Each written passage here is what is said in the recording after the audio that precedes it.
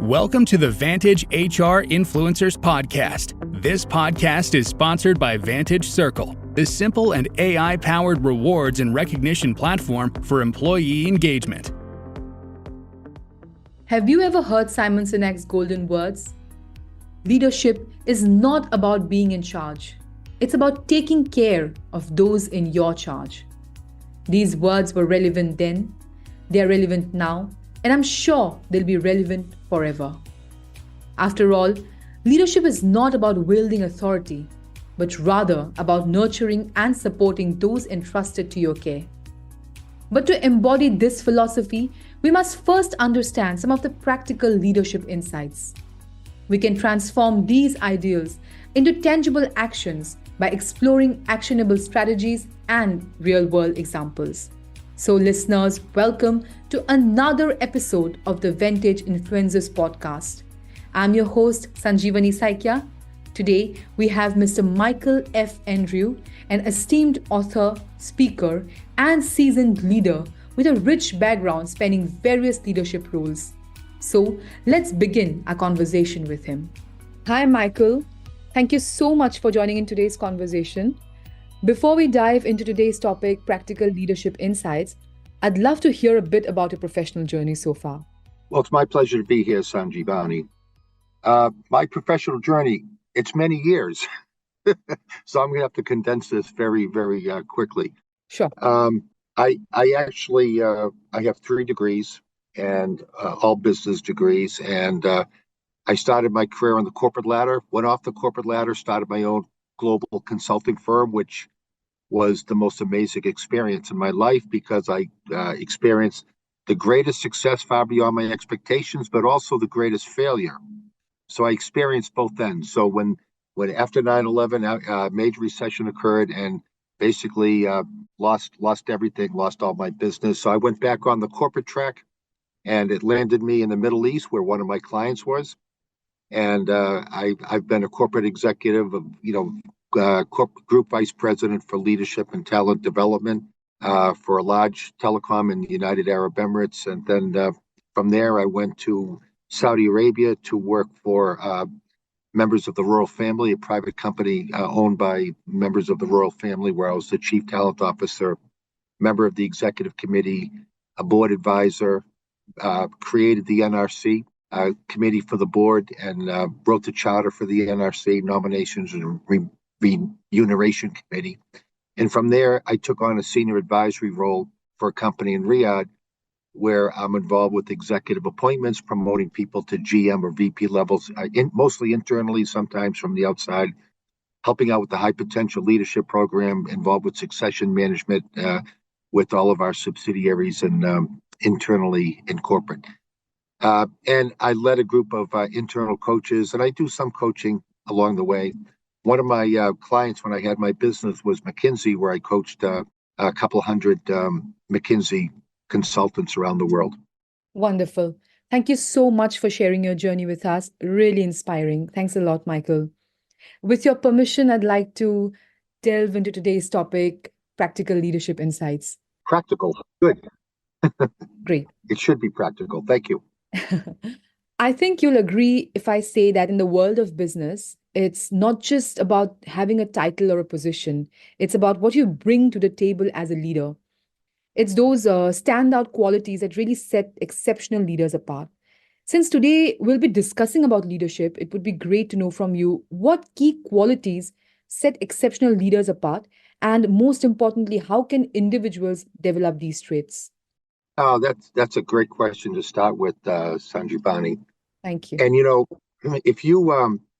if anyone listening, if they were to Google leadership, or to your question, exceptional leadership, you're going to get millions of replies, millions of perspectives. And I think everybody in their own way are experts in leadership because we've all personally experienced good leaders and poor leaders. But if you want my view of it in one sentence, it's a leader is a person who consistently achieves results while developing and growing his or her people, and does it all with integrity and treating people with dignity. There are other qualities that make up exceptional leaders, and then we'll get into the second part of your question: how do you develop them? But I think if you're going to succeed as a leader, you can't do it alone. So you have to build a highly capable team. You have to keep enhancing not just your know-how, but you know who. You know who is your network of relationships inside the company, outside the company. It's also finding those opportunities to step up when no one else will. If we really pay attention, there are so many opportunities to step up and be proactive and take the lead. And that's what distinguishes extraordinary leaders from the norm. And they do so unselfishly, always looking out for the greater good. And also, finally, I will say that always got to be candid and honest, especially when giving feedback. Find ways to give feedback. The famous book, The 1 Minute Manager, they talked about finding opportunities to give just quick 1 minute feedback. Find people catching doing something right, and find people when they're doing something wrong. Find, not find. Catch people doing something wrong and give them a redirection, improvement feedback. So being able to give feedback, which I found to be, other than on the job work experience, the number one method of development, feedback. So, but be honest and candid and respectful with your feedback. To your question, how do you do it? That's the hard part. I don't think it's training. I've seen so many people go through so much training and they still don't practice good leadership. True. But I think you really, really have to personalize your leadership goals, who you want to be as a leader.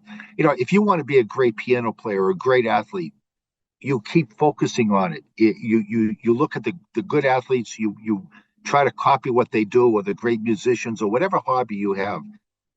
You really have to personalize it and keep focusing on it until it becomes a habit. They say that excellence is not an act, but it's a habit. So you have to keep, if you really want to be a good leader, you just can't casually say, I want to be a good leader. You have to really believe and focus that you want to be a good leader, and turn the things that you do, integrity, showing empathy, stepping up, being candid with feedback and honest, it becomes a habit. True. Here, I think you have touched upon something really important, and I think I've heard you saying empathy. Do you think in today's day and age, empathy is one of those qualities that leader has to have? It's something. It's like you have to tick that mark first to become a leader. Do you think so? Oh, yes, absolutely. It's I think look, I'm not perfect myself, and I corporate track, and I was an executive. I tried very hard to the point where I hope it became a habit to show empathy. Empathy is putting yourself in someone else's shoes. Yes. It's here's an example. I look at I work here in Riyadh, in Saudi Arabia, and I look at the people that we have two men that on our floor, all they do all day long is clean the men's room, clean the toilets, clean the floor. And right beside that, there's a place where they make coffee and they serve us coffee. We come and get our coffee for free, as much coffee or tea as we want during the day. These people, they don't make much money. They work hard, and they need to be treated with dignity and with empathy. And that could be in the form of just a smile, a greeting, a hello, or just a little tip at the end of the month for appreciation. And the same thing goes for people that work for you. Put yourself in their shoes. They have the same worries and concerns about their work and their career. They want to be accepted. Of course, they own a lot of that. We can probably get into that later. But just knowing, always looking out for the greater good and for the benefit of the people working for you. And I think in the end, they really appreciate that, and they'll do more for you as a manager or as a leader. True. Wonderful. With everything changing at a rapid pace, it's easy to feel like we're constantly on shaky ground.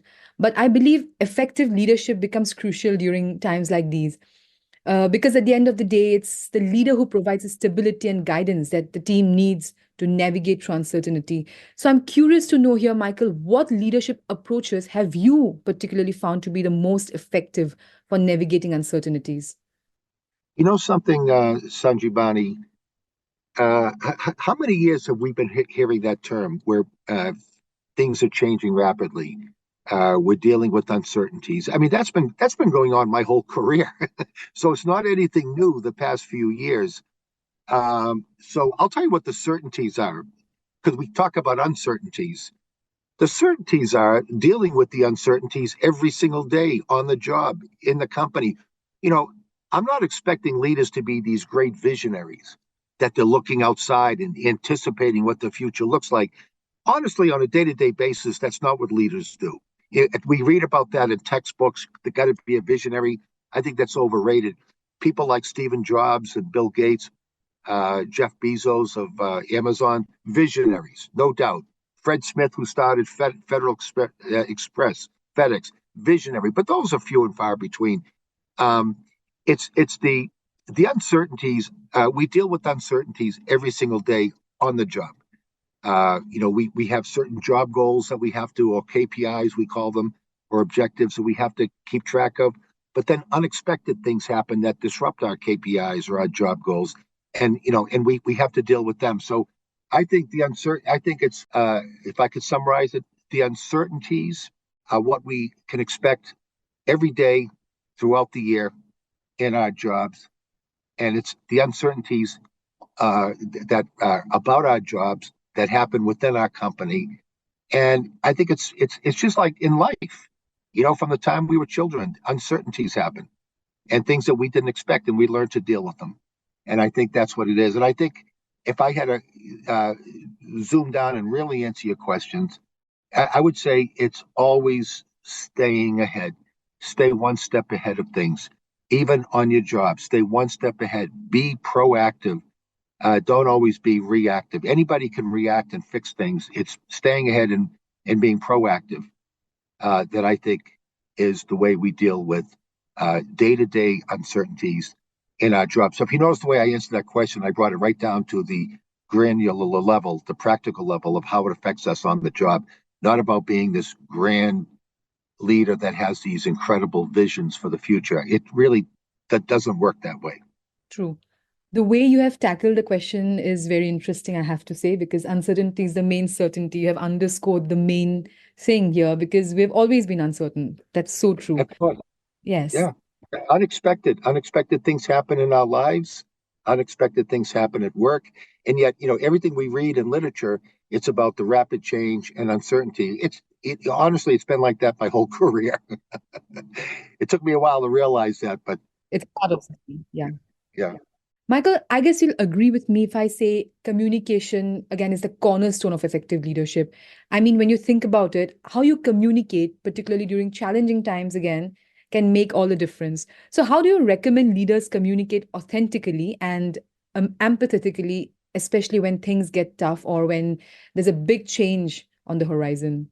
Well, boy, you're coming up with really good questions. Thank you. Well, first of all, you hit it on the head. Communication.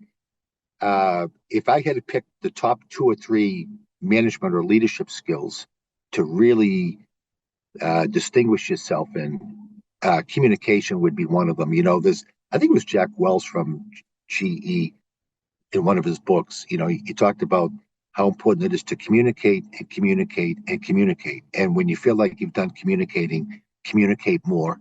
You can never communicate enough. And I think if we don't communicate enough, it's the people that are 1 or 2 or 3 levels below us that wonder what we're up to. And the other thing you hit on is to do it authentically, which really means to me being yourself and showing empathy, I think is the other word you use. Yeah. Just being yourself. There's a saying, be yourself because everybody else is taken. And I think if you just be yourself, and here's a big word I'll put with the communication. And I think we need a lot more of this in corporate life and in leadership practices. It's showing humility. Yes. And I mean really showing, I don't want people to say, I'm humbled that this happened to me. When someone says that doesn't tell me they're humbled. A person should never call themselves humble.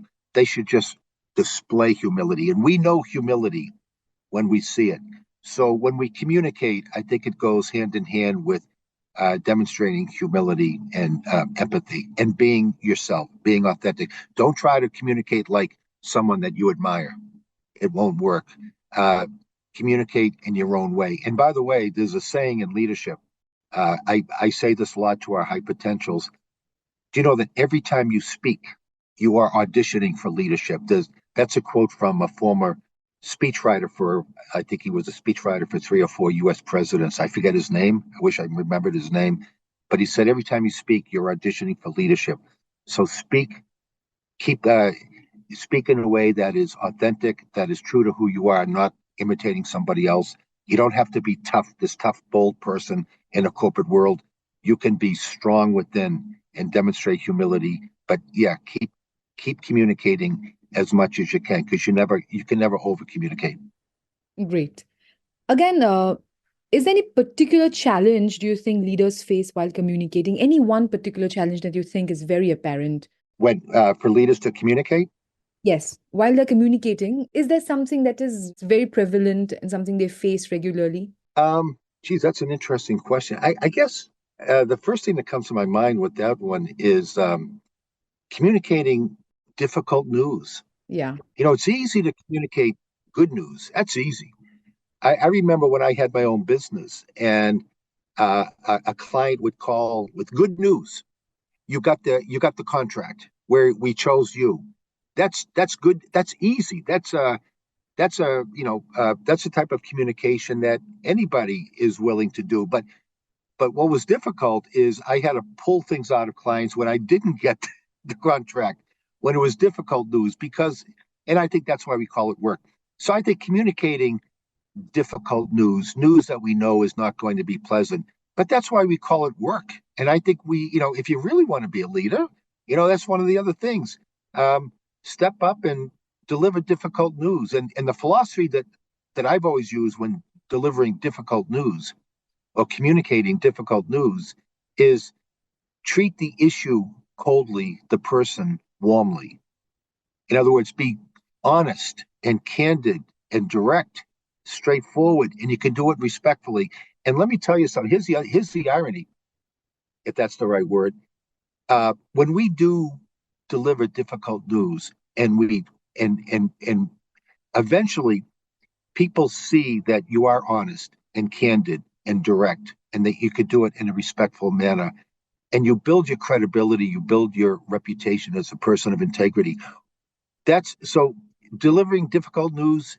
We have to deal with it. We can't ignore it. If you ignore it, you're not really uh, uh, demonstrating your leadership responsibility. But the more you do it, the more you build up. Wouldn't it be great to have that reputation that so and so is a good leader because I can always count on her to be honest and candid and yet respectful. That when I get feedback, I know I'm going to get honest, candid feedback, and people really appreciate that. So I say the challenge is delivering difficult news, but there's a great opportunity around delivering difficult news. Again, that's a really good answer. I wasn't expecting that, but yeah, you've hit the right place here. That's really true. Again, balancing guidance and autonomy within a team can be a real challenge. On one hand, you want to provide direction and support, but on the other hand, you want to empower your team members to take ownership of their work.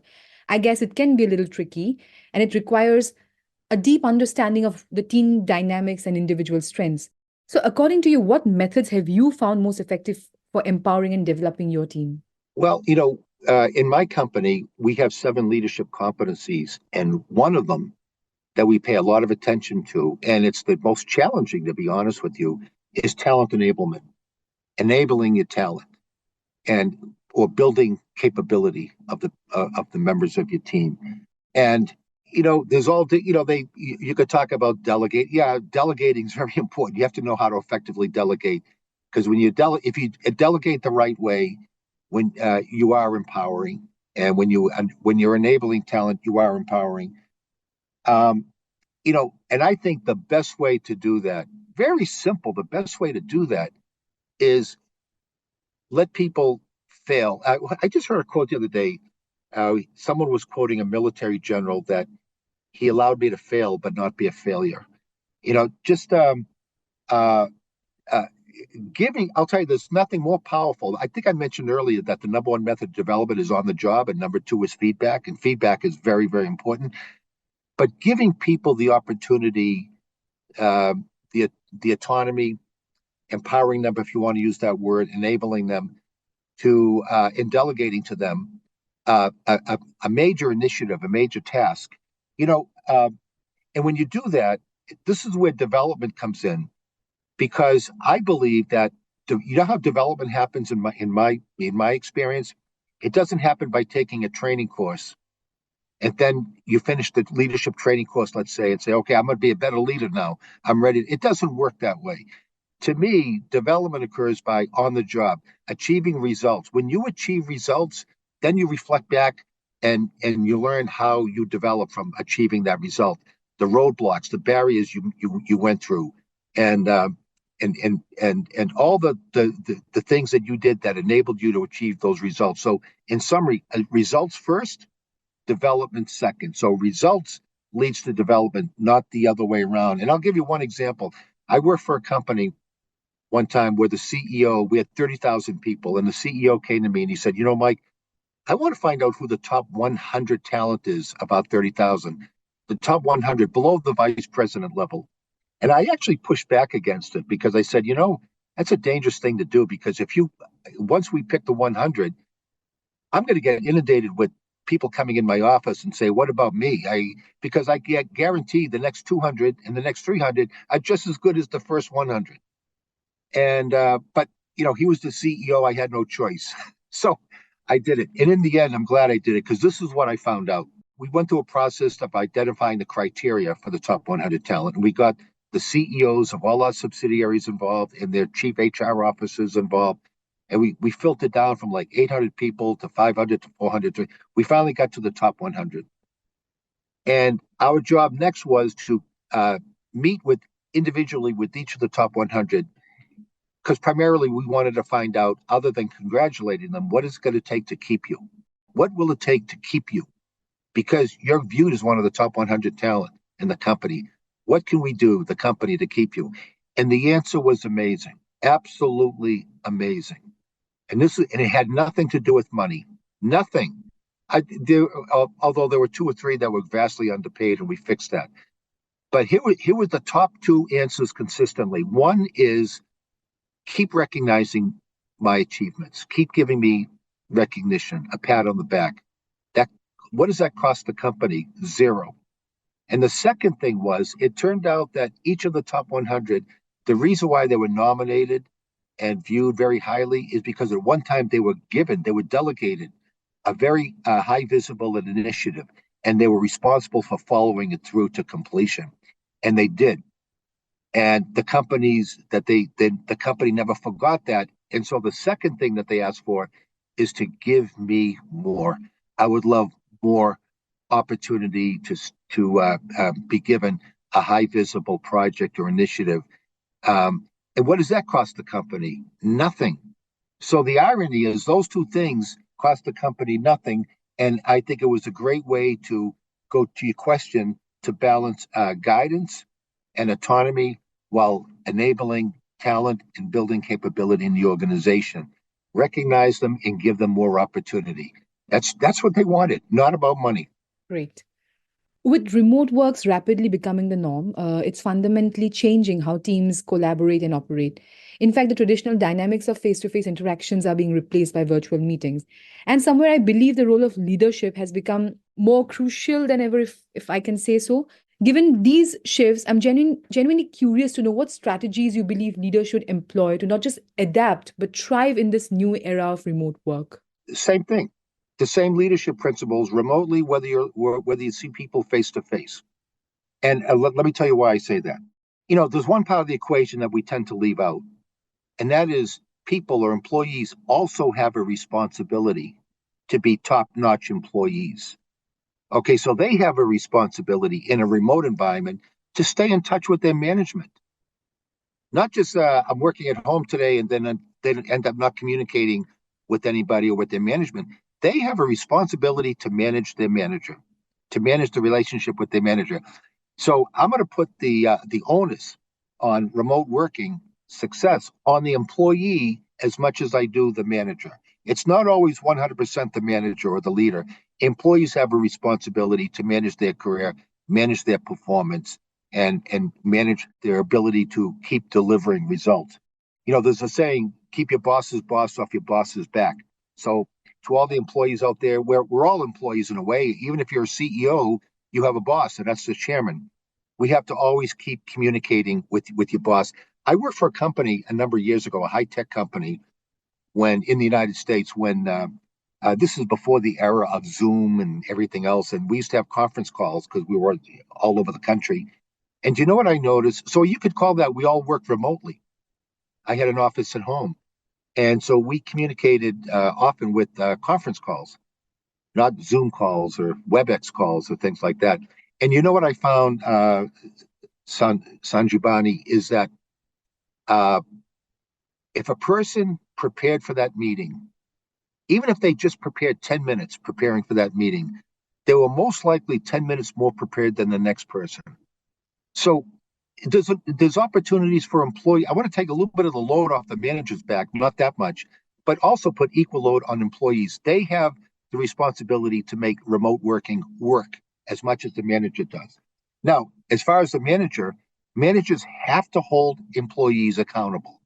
So whether they're working in the office or they're working remotely at home, they are being held accountable for their work objectives or their KPIs, or and all that stuff. So the way to summarize my long answer, managers have to hold their employees accountable, whether they work in the office or remotely, period. And employees have a responsibility to keep in touch, keep communicating with their colleagues and with their manager. Otherwise, out of sight, out of mind. So that's how I approach that good question of yours. Michael, I had this question in mind for quite a long time, and I cannot not ask this question since I have you today. I've always witnessed there are people in the top level management who may not exhibit leadership as much as a person who may do in maybe the lower level in the organization. So, somewhere, do you think this is something inherent? Maybe a person is born with those qualities? Because this is something I've been trying to figure out, but I haven't received a very satisfactory answer so far. So what do you have to say? So are people born with those leadership qualities? Yes, yes. Are they born with it, or like how do they develop? Because again, people with many years of leadership experience may not exhibit it at times. Oh, okay. So it goes back to the old question that's often asked: are leaders born or made? Correct? Yes, yes, exactly. They are made. They're not born. They are made, and they have to they have to want to be a leader. They have to want to step up.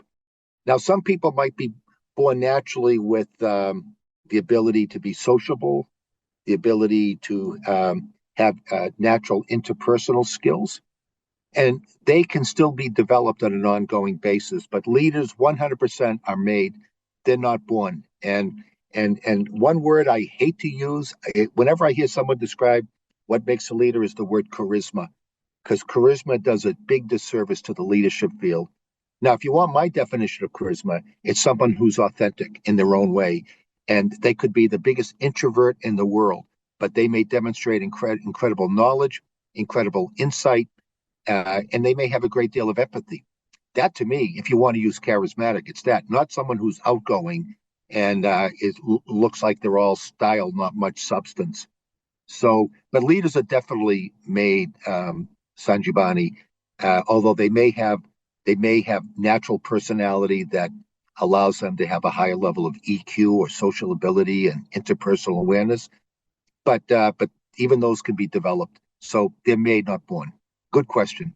Okay. So that may be due to the circumstances, the struggles they face, the events in their life. It's what eventually makes them a great leader. So that's what. Yeah, everything in our life impacts who we are eventually in any part of our life, including our career journey, work journey. And you mentioned something with the question. The leaders isn't necessarily by position or by title. I mean, somebody could be right out of college, stepping into a role, and we find that this person is stepping up, uh, uh, finding opportunities to step up and take on more responsibility and to follow through on their responsibilities. And and show that they're making an effort to work hard and get things done. There's a saying: if you treat your job as important, it's likely to return the favor. That to me is a point. That leadership comes in a million different forms, but leaders, you don't have to be the top person to be the leader. You could be someone 6 levels below in the organization, and you're demonstrating great leadership among your colleagues. Okay. True. Michael, we are arriving at the end of today's episode. But before we let you go, there's one last thing that both our listeners and I'd love to know your take on. And that's what key actions or initiatives are essential for fostering an environment where trust and accountability thrive? I think you just have to. I'm going to use some of the words that you threw out at me that we talked about. I think you have to just be your true, authentic self. Be truly humble, not act humble, but truly be humble. Keep communicating and communicating difficult messages. When people see that they can count on you to deliver tough messages, but do it in a respectful manner. Remember, treat issues coldly, people warmly. They can count on you to be honest and candid and direct and straightforward, yet do it in a respectful manner. That starts building up not only your credibility, but in my opinion, I think it starts building up trust. So it's keep practicing that, keep doing it on a consistent basis, and eventually people will recognize that you're a person that they can trust. So we've reached the end of today's podcast. Do you have any message for our listeners? Our listeners would be delighted to hear it from you. Also, Michael, our audience might want to stay in touch with you post this podcast. So it would be great if you could tell them how they can reach out to you. Well, I actually have a YouTube channel with over 280 videos. Many videos are 60 seconds long, and some of them are 5 to 7 minutes on YouTube. So I have a YouTube channel, I have a TikTok channel, and I have about 40,000 connections and followers on LinkedIn. So they can follow me or contact me on LinkedIn or YouTube or TikTok. Great. Any message for our listeners? I wish everybody listening all the best in their leadership career journey, and find ways to distinguish yourself. If you really want to be a leader, you have to truly want to be a leader, because in that way you'll pay attention, and everything that you dreamed about in being an effective leader will become a habit. Great. Thank you so much, Michael, for joining in today's episode. It was truly a pleasure to have you. Thanks a lot, Michael. My pleasure, Sanjibani. Thank you. Thanks for listening to the Vantage HR Influencers Podcast. Please do subscribe to Vantage HR Influencers Podcast on Apple Podcast, Spotify, and our YouTube channel for new episodes.